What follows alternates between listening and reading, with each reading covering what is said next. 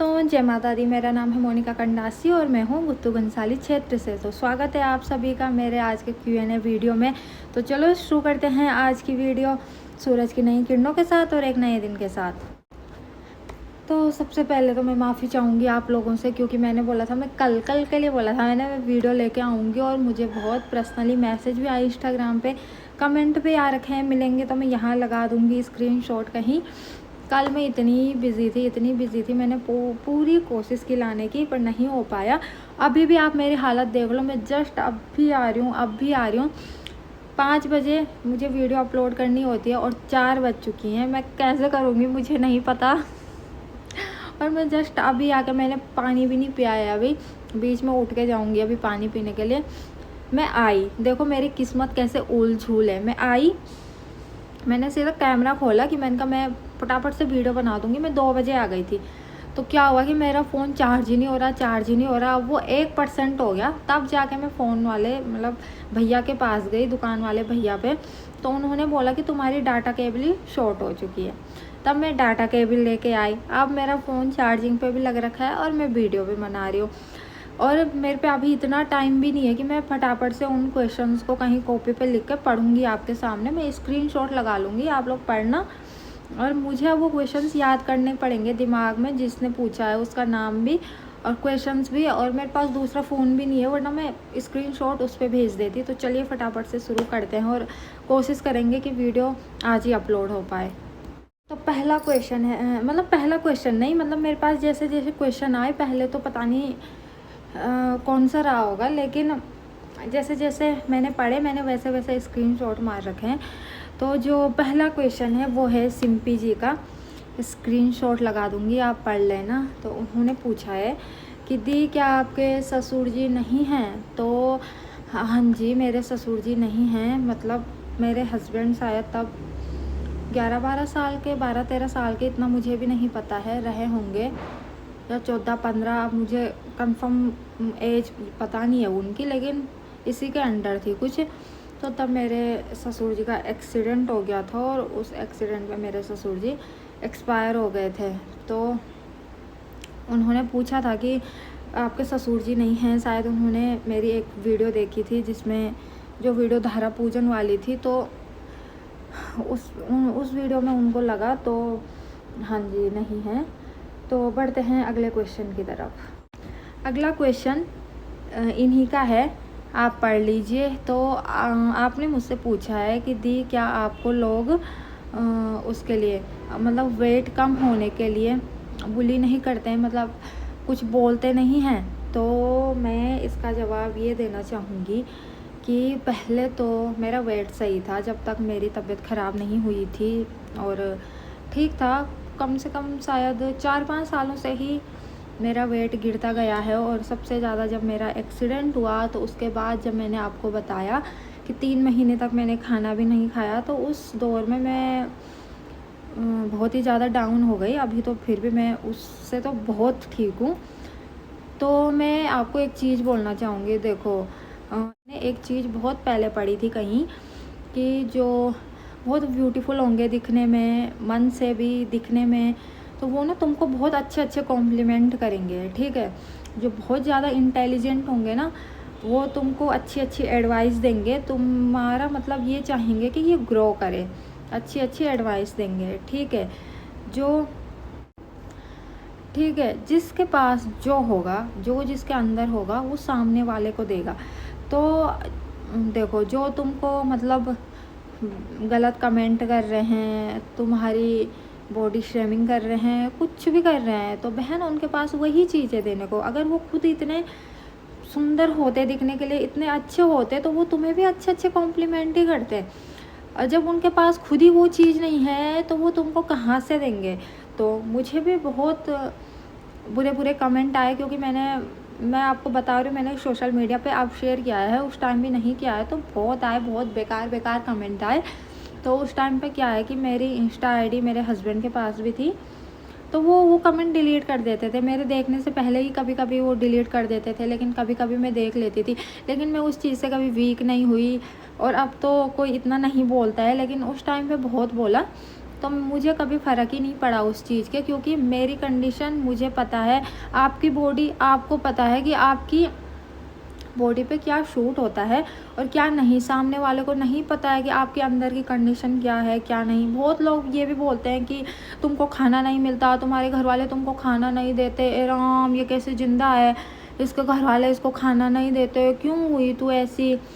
तो देखो, खाना सबके घर वाले देते हैं, सबको। ऐसा कोई है जिसके घर वाले खाना नहीं देते होंगे? मैं तो अभी आपको किचन में जाके अपने अगर चीज़ें दिखाऊंगी वहाँ, तो इतनी अच्छी अच्छी चीज़ें मतलब मेरे हस्बैंड ने मेरे लिए प्रोवाइड कर रखी हैं खाने के लिए। लेकिन वही है ना, जिसके दिमाग में ही टेंशन भरा होगा बहुत ज़्यादा, उसकी बॉडी पे खाना लगेगा कहाँ से।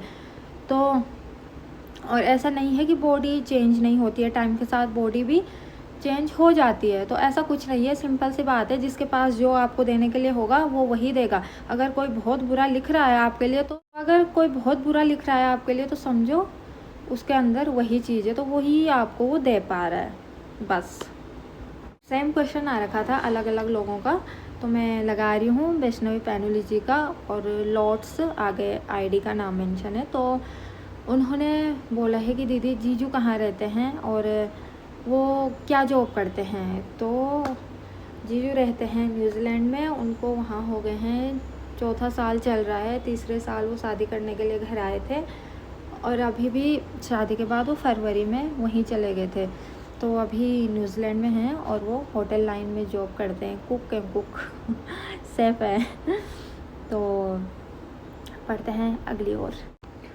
तो फ़ोन आ गया था दोस्तों, इस पर फ़ोन मैंने फ़्लाइट मोड कर दिया है। मेरे हस्बैंड का टाइम हो गया है, वो ड्यूटी से घर आ गए हैं, लेकिन मैं फ़ोन अब सीधा वीडियो बनाने के लिए बाद उठाऊँगी। अगला क्वेश्चन भी सेम है, जैसे बहुत सारे लोगों ने एक एक चीज़ पूछी है, तो मैं उसका जवाब एक ही उसमें दे रही हूँ, क्योंकि ताकि वीडियो लंबी ना हो। मेरी वीडियो इतनी लंबी हो जाती है, पर आप लोग पूरी देखते हैं उन वीडियो को, फिर मुझे काट काट के डालना पड़ता है कि यार इतनी लंबी वीडियो डालूंगी तो लोग क्या बोलेंगे। कभी कभी तो 40 मिनट तक मेरी वीडियो चली जाती है, इसीलिए मैं फटाफट से जवाब दे रही हूँ और बहुत शॉर्ट में दे रही हूँ, ताकि वीडियो बिल्कुल लंबी ना हो। तो सिंपी जी ने मुझे बहुत क्वेश्चन किए हैं आपने मुझे, और थैंक यू, आपने मुझसे इतनी सारी चीज़ें पूछी। और दूसरे हैं, मुझे तो नाम भी पढ़ना नहीं आ रहा सही से, नोमेडियन करके, और इन्होंने मुझसे पूछा है कि मतलब आपके हस्बैंड की एज क्या है और आप दोनों की एज में कितना डिफरेंस है एज गैप का। तो मेरा तो बर्थडे मंथ चल रहा है भाई, मुझे बताओ तुम लोग मुझे गिफ्ट क्या देने वाले हो फटाफट से। तो मेरा तो बर्थडे मंथ चल रहा है, मेरी तो एज चेंज होने वाली है। अभी 24 है, कुछ दिनों बाद मुझे 25 होने वाला है। मेरे हस्बैंड को 28 है, उनको 29 होगा सीधा अगले साल। तो हम में 4 साल का एज गैप है, और जो कि सही भी है। मतलब थोड़ा बीच में डिस्टेंस होना इसलिए ज़रूरी है कि दोनों में बचपना ना रहे बिल्कुल भी। एक तो थोड़ा मैच्योर हो जाए, एक तो हो थोड़ा समझदार, जो कि मैं तो शायद हूँ नहीं बिल्कुल भी, पर मेरे हस्बैंड हैं। तो हम में 4 साल का एज गैप है। तो अगला क्वेश्चन है दोस्तों मीनाक्षी जी का। इन्होंने मुझसे पूछा है कि आप टिहरी में जॉब क्या करते थे। जब मैं बहुत पहले टिहरी में रहती थी, न्यू टिहरी में, शायद 3-4 साल पहले, तो मैं उस टाइम पे आरटीओ ऑफिस में जॉब कर रही थी। जो टिहरी में एक ही आरटीओ ऑफिस है ना, हाँ एक ही है। तो मैं टिहरी आरटीओ ऑफिस में जॉब कर रही थी, जो टिहरी बस अड्डे से थोड़ा ऊपर को है वहाँ पे। उसके बाद उन्होंने हमको वहाँ से देहरादून भेज दिया था। उसके बाद मैं देहरादून आरटीओ ऑफिस में आ गई थी, और उसके बाद मेरा एक्सीडेंट हो गया था। बस यही किया मैंने ज़िंदगी में। मुझे आया है मोनी जी का क्वेश्चन। देखो आपका नाम आया और लाइट दिम दिम दिम दिम करने लगी है, पता नहीं। अरे, तो आपने मुझसे पूछा है कि आप अभी कहाँ रहती हैं। तो मैं अभी देहरादून में रहती हूँ, जोगीवाला के आसपास। तो प्रेजेंट में मैं अभी यहाँ हूँ। अभी मैं 10-15 दिन पहले ही गांव से आई हूँ, और शादी से पहले भी मैं यहीं रहती थी। फिर जब मेरी शादी हुई तो मैं ससुराल चली गई, मतलब गांव चली गई, और अभी भी जाऊँगी कुछ दिन बाद, लेकिन अभी फ़िलहाल मैं यहाँ हूँ। तो अगला क्वेश्चन आया है मुझे कृष्णा नेगी जी का कि क्या आपकी फैमिली, मतलब आपकी सासू जी, जेठ जी, जेठानी जी और जो भी हैं मतलब आपकी फैमिली में, वो आपको सपोर्ट करते हैं। तो देखो, इंसान को पहले खुद ही सपोर्ट करना पड़ता है। अभी देखो, उठ के तो मैं वीडियो बना रही हूँ ना, मुझे एडिटिंग करनी है, मुझे ही पोस्ट करनी है, लेकिन अगर मेरा ही मन नहीं होगा तो वो लोग मुझे सपोर्ट करके करेंगे भी क्या। मैंने एक डायलॉग पढ़ा, मैंने एक वीडियो देखी थी कहीं कि ससुराल वाले तो बहुत अच्छे मिले हैं, बहुत सपोर्टिव मिले हैं, लेकिन मुझे में कुछ टैलेंट नहीं है। तो वही बात है कि तुमको सबसे पहले खुद को सपोर्ट करना पड़ेगा, तभी जाके लोग तुम्हें सपोर्ट करेंगे। और रही बात सपोर्ट की, तो हाँ, मेरे ससुराल वाले मुझे सपोर्ट करते हैं, हर चीज़ में करते हैं। और इनफैक्ट आप लोगों को तो नहीं पता होगा, लेकिन मैं कमेंट जब पढ़ती हूँ तो जो इनके ताऊ जी के बेटे हो रहे हैं, मतलब ये सबसे छोटे हैं, और सुमन तो सबसे ही छोटे हैं। मुझसे छोटा केवल मेरा एक देवर है, उसकी भी शादी मुझसे ही पहले हो रखी है। तो मतलब जो भी भैया हो रहे हैं उनके मैं कमेंट पढ़ती हूँ कि तुम डेली ब्लॉगिंग करो, जैसे महावीर भैया हैं, जनवीर भैया हैं, तो जो भी मतलब रिलेटिव्स में भी आते हैं, मैं उनके कमेंट पढ़ती हूँ, तो मतलब काफ़ी सपोर्ट मिलता है। और हाँ, सपोर्ट करते हैं। और आप पिछली वीडियो देख के इस वीडियो में आए होंगे, इंटरकास्ट मैरिज वाली वीडियो देख के, तो भी जो भी बातें रही होंगी, जैसी भी बातें रही होंगी, वो शादी से एक दिन पहले तक की बातें थी। उसके बाद से मतलब सब ने मुझे बहुत सपोर्ट किया है, बहुत प्यार दिया है, और सब अच्छे से रहते हैं। तो और मेरे खुद के जेठ जी, वो भी थोड़ा बहुत गाना वगैरह गा लेते हैं, तो एक दो गाने आए जैसे उनके आजकल ही, तो वो भी बोलते हैं कि हाँ तुम रील्स बनाना इस गाने पे, तो करते हैं यार, वो सपोर्ट करते हैं फैमिली वाले। और सबसे पहले तुम्हें खुद ही सपोर्ट करना पड़ेगा, ये सबसे बड़ी बात है। पर्सनल जी का आईडी का नाम है, आईडी के नाम लोग कुछ भी रख देते हैं, ऐसा कुछ नहीं है, क्योंकि जो लोग वीडियो नहीं बनाते होंगे, कुछ नहीं करते होंगे, तो वो कुछ भी रख देते हैं अपनी आईडी का नाम। तो उन्होंने मुझसे पूछा है कि आपकी और सुमन भैया की सोशल मीडिया इनकम कितनी। रही बात सोशल मीडिया की, तो मेरा तो चैनल ही अभी मोनेटाइज हुआ है, मेरा गूगल एडसेंस आया है, और वो गांव आया है, और मैं देहरादून हूँ। जिस दिन मैं गांव जाऊँगी, मैं सबसे पहले आपको वो दिखाऊँगी, मेरा गूगल एडसेंस आ गया है। तो थैंक यू आप सभी का, आप ही की वजह से आया। और मेरी अभी एक बार की भी पेमेंट नहीं आई है, मेरा अभी चैनल मोनेटाइज हुआ है यार, मेरी एक बार की पेमेंट नहीं आई है। जिस दिन आएगी सबसे पहले मैं आपको दिखाऊंगी। थोड़ी थोड़ी चैनल पे पेमेंट आनी शुरू हो गई है, लेकिन वो थोड़ी थोड़ी तुम निकाल नहीं सकते, निकालनी बाद में ही पड़ती है वो। तो जिस दिन पूरी पेमेंट आ जाएगी मैं आपको बता दूंगी, आपको ही बताऊंगी यार, सबसे पहले किसको बताऊंगी। और रही बात सुमन की, तो वो तो बहुत टाइम से यूट्यूब वगैरह पे हैं, उनकी तो सोशल मीडिया अर्निंग मैं कैसे बताऊं, क्योंकि सोशल मीडिया अर्निंग कोई फ़िक्स अमाउंट नहीं होता है कभी भी। आप किसी भी यूट्यूबर से पूछोगे, आप लोग भी ब्लॉग बनाते होंगे, जो आपको भी पता होता है कि एक फ़िक्स अमाउंट नहीं होती है यूट्यूब की, वो तुम्हारे व्यूज़ पे, लाइक पे, इन चीज़ों पे डिपेंड करता है कि किस वीडियो पे कितने आ रहे हैं। अब सपोज़ आपने अभी मेरी पिछली वीडियो पे इतना प्यार दिया कि 10,000 व्यूज़ क्रॉस हुए हैं, और किसी पे 15,000 व्यूज़ भी क्रॉस हुए हैं। तो अगर ऐसे आते रहें तो बहुत कम दिनों में तुम्हारे लगभग 10,000 रुपये तुम्हारे अकाउंट पे आ जाएंगे। और अगर एक 2-3 हज़ार व्यूज़ आते रहे तो 2 महीने भी लग जाएंगे। तो यूट्यूब की कोई फ़िक्स अर्निंग नहीं होती है, इसीलिए मैं कैसे बताऊँ कि कितना कमाते हैं, कुछ फ़िक्स है ही नहीं। और वो तो वैसे भी कंटिन्यू वीडियो नहीं डालते हैं, जब टाइम मिलता है तभी बनाते हैं और तभी डालते हैं, तो फिक्स है ही नहीं। कैसे बताऊँ मैं, फ़िक्स क्या हो सकती है। और मतलब हाँ, फ़िक्स ये मान लो कि मेरा खर्चा चल जाता है उसमें। फ़िक्स ये मान लो कि मेरा खर्चा चल जाता है उसमें, उनकी सोशल मीडिया की अर्निंग से। और सतीश जी ने मुझसे पूछा है कि आप दोनों में से पहले प्रपोज़ किसने किया था। अब मुझे ये नहीं पता ये शादी के लिए पूछ रहे हैं या रिलेशन के लिए पूछ रहे हैं, शायद दोनों चीज़ों के लिए पूछ रहे होंगे। तो यार प्लीज़ जाओ यार, मेरी लव स्टोरी ब्लॉग देखो यार, तुम लोग क्यों नहीं देख रहे हो, तुम उसको कम से कम उसको थोड़ा और लोगों तक तो पहुंचाओ, ताकि सबको पता चले। पहले कम ढिंडोरा पीट रखा है, ताकि और ढिंडोरा पीटे हम और सबको पता चले। तो वो वीडियो हमने डाल दी थी जब ये घर ही थे, तो हमने उसी टाइम पे डाल दी थी। और उस टाइम पे मेरे यूट्यूब पे दिक्कत चल रही थी, जैसे अभी मैं आपको नॉर्मल दिख रही होंगी ना, उसमें हम बहुत वाइट दिख रहे हैं। तो जब वो वीडियो एडिट हो रही थी ना और वो पोस्ट हो रही थी ना, तो उसके बाद ऐसे आ रहा था वो एकदम सफ़ेद, पता नहीं क्यों। तो मैं बता देती हूँ यहाँ भी, प्रपोज पहले उन्होंने ही किया, लड़के ही करते हैं यार, कैसे सवाल पूछ रहे हो तुम, लड़के ही करते हैं ज़्यादातर, तो उन्होंने ही किया। और शादी के लिए भी उन्होंने ही किया। उन्होंने शादी के टाइम पे भी उन्होंने ही बोला कि नहीं नहीं मुझे शादी ही करनी है अब, और रिलेशन के टाइम पे भी उन्होंने ही बोला जो भी बोलना होगा, मैंने नहीं किया। पहले ही इतनी थक रखी हूँ ना कल से। हाँ, क्योंकि अभी मैं जवाब दूँगी आगे उसी चीज़ का।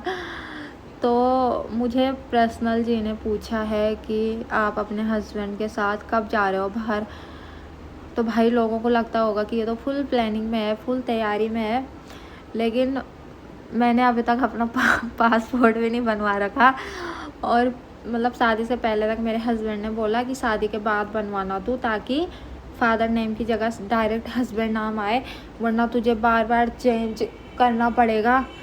इसीलिए मैंने बनवाया ही नहीं, और अब मेरा मन ही नहीं कर रहा बनवाने का। मतलब मुझे ऐसा लग रहा है क्या करूँगी मैं बना के, जाना तो मुझे कहीं है नहीं।